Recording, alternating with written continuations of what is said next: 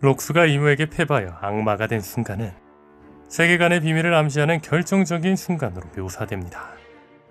록스는 자신의 몸이 악마처럼 변신하며 무너져 내리는 와중에도 록스는 웃으며 데비 존스야말로 과거 세계의 왕이었다고 이야기하였습니다. 이에 이무는 그 자식이 왕이었던 적은 단 한 번도 없었다며 분노하였죠. 고위 권력자가 유치할 정도로 감정을 주체하지 못하는 모습은 록스의 말이 이무의 가장 깊은 공포와 치부를 건드렸음을 명확히 보여준 거죠. 즉, 데비디 존스는 이무와 대립했던 고대 왕국의 실제 군주였을 수 있다는 겁니다. 다시 말해 이무가 현재의 세계를 세우기 위해 가장 먼저 역사에서 지워야 했던 자가 데비 존스였으며, 록스는 이 금기를 입 밖에 내므로써 이무의 뼈아픈 패배의 기억을 상기시킨 것이라는 거죠. 따라서 데비 또는 디라는 이름을 물려받은 이들은 바로 그 몰락한 왕족의 후예이거나 그 의지를 계승한 자들일 수 있다는 거죠. 1164화에서 록스는 이무에게 누가 더 두려운가, 데비 존스인가 조이보이인가 라고 물으며 이무가 상대했던 고대 왕국의 세력이 최소한 두 가지의 강력한 의지로 나뉘어 있음을 확인시켜줍니다. 그리고 록스의 도발은 이 두 의지가 이무에게 가장 큰 위협이었음을 암시합니다. 즉, 조이보이의 의지를 잇는 루피, 데비 존스의 의지를 잇는 티치가 이무에게 가장 큰 위협이 될 거라는 거죠. 이 부분에 대해서는 다음 영상에서 더 자세하게 이야기하겠습니다. 이무는 록스에게 엘바프의 거인족을 자신의 체제 아래 편입시키고 병력으로 이용하려는 계획을 드러냈습니다. 자신의 친구를 이용하려는 이무의 계획은 록스를 극도로 분노하게 만들었죠. 다만 록스가 이무의 의도에 분노하자마자 악마 형태로 변신하며 무너지는 모습은 분노할수록 이무의 지배력의 증폭됨을 시사합니다. 분명한 건 이무가 록스를 악마로 변화시킬 때 동시에 록스의 아내와 아들을 죽이라고 도발했던 걸 생각해본다면 도미 리버시, 즉 악마화는 감정적으로 더 흔들어야 더 효과적인 걸로 추정되죠. 록스가 악마로 변해 카이도와 빅맘을 압도하는 장면은 록스의 힘이 일반적인 강함의 영역을 초월했음을 명확히 보여줍니다. 물론 악마화는 평소보다 힘을 더 부여하긴 했지만 분명한 건 미래의 상황인 카이도와 빅맘을 단 한 번의 공격으로 제압했다는 점입니다. 당시 이들이 완전히 성숙한 상태는 아니었을지라도 이 둘은 이미 괴물들로 이루어진 록스의 적단의 핵심 멤버였죠. 즉, 이 장면들은 록스의 힘이 얼마나 강한지 알 수 있는 장면이었습니다. 또한 록스의 압도적인 힘을 배경으로 인수염의 진정한 위상도 함께 드러났습니다. 악마화된 록스가 카이도와 빅맘을 일격에 쓰러뜨린 것과 달리 인수염은 록스의 그 일격을 유일하게 막아내는 데 성공했습니다. 이는 당시 록스의 작단 내에서 흰수염만이 록스와 대등하게 맞설 수 있는 유일한 대악마였으며 다른 선원들과는 차원이 다른 격을 가지고 있었음을 극적으로 보여주죠.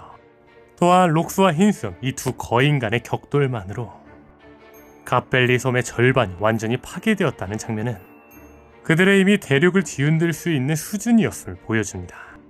더 나아가 이 장면들은 흰수염이 왜 로저와 함께 전설로 불리는지 이해하게 만드는 결정적인 순간이겠죠. 1163화 속 이 장면에서 포착된 보물상자에 새겨진 ZZZ 표시는 단순한 배경 효과가 아닌 매우 중요한 복선을 암시합니다. ZZZ는 일반적으로 잠들었다는 의성어 또는 시각적 표현입니다. 그렇다면 주목할 건 1163화에서 드래곤과 헤어진 어린 아기 샹크스가 보물상자에 들어가려 하는 모습이 포착되었다는 겁니다. 즉, 이 표시는 로제 적단이 보물을 운반하는 과정에서 아기 샹크스가 상자 안에 담겨 있는지 모르고 어떻게 해적선에 발견될 수 있었는지에 대한 단서라는 거죠. 당시 17수였던 드래곤은 갓벨리 사건의 대파국 속에서 아기 샹크스 한 명조차 지켜내거나 구하지 못했다는 절망감에 휩싸입니다.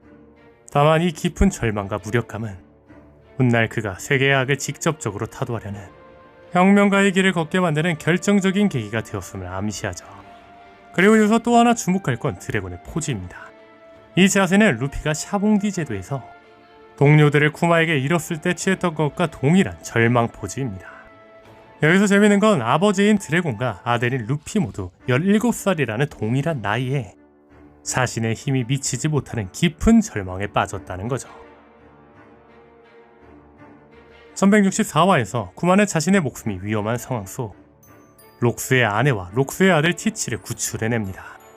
쿠마의 이 선량하고 이타적인 행동은 데비 존스의 의지를 이은 것으로 추정되는 검은 수염을 살려냈습니다.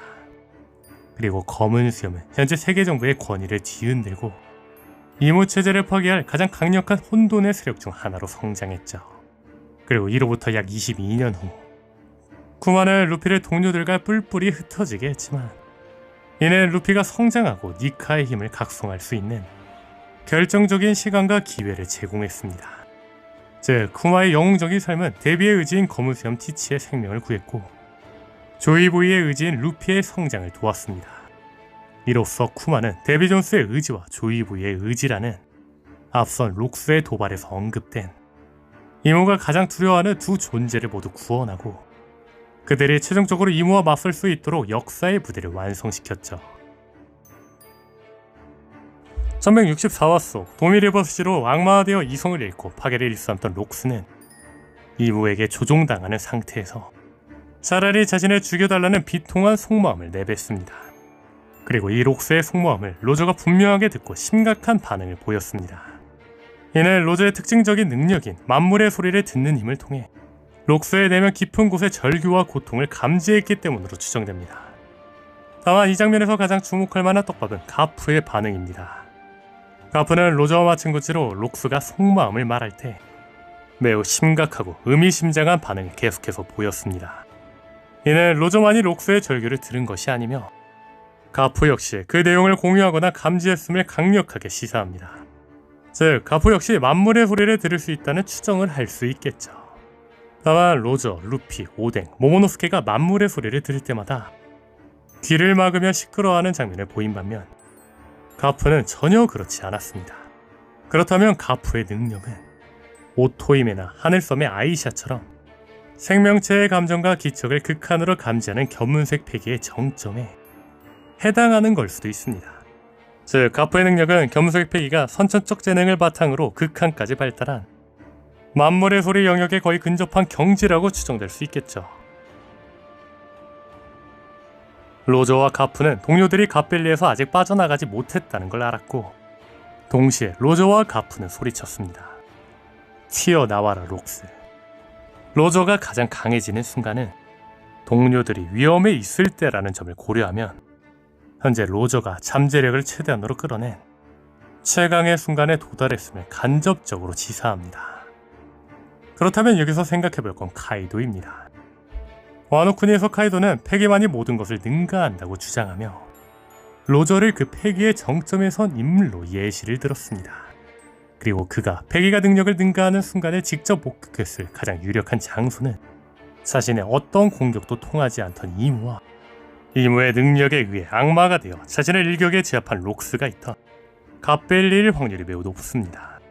즉, 카이도는 갓벨리에서 로저가 동료를 지키라는 극한의 의지로 록스의 악마와 능력을 뛰어넘는 패기를 보았을 거라는 거죠.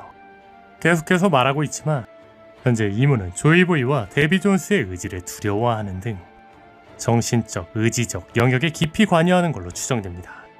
즉, 이무의 무적성을 깨기 위해서는 이무의 본질적인 약점인 의지적 특성을 찌르는 공격이 필요함을 암시하죠. 물론 신의 천국으로 돌려보낸다는 의지적 영역을 담고 있는 로저의 카무사리와 지옥으로 다시 돌려보낸다는 의지적 영역을 담고 있는 록스의 판데모니움은 이무에게 어떤 상처도 주지 않았습니다. 하지만 현재 로저는 동료들을 지켜야 될 의무를 가진 최강이 되었습니다. 즉, 이제 로저가 날릴 카무사리는 전과는 다를 거라는 거죠. 다시 말해 로저는 동료를 지켜야 한다는 극한의 태양색 패기를 이무에게 날려 이무의 능력을 해제시키고 이무를 다시 마리주어로 후퇴하게 만들었을 가능성이 매우 높다는 거죠. 또한 록스가 갓벨리에서 괴멸되었다는 걸 생각해본다면 로저와 가프는 록스의 바람에 따라 록스를 죽인 뒤 그대로 모든 생명체를 죽이려던 이무에 분노한 로저가 극한의 패기로 이무를 마리주어로 돌려보낸 거 아닐까요? 오늘 영상은 여기까지입니다. 시청해주셔서 감사합니다.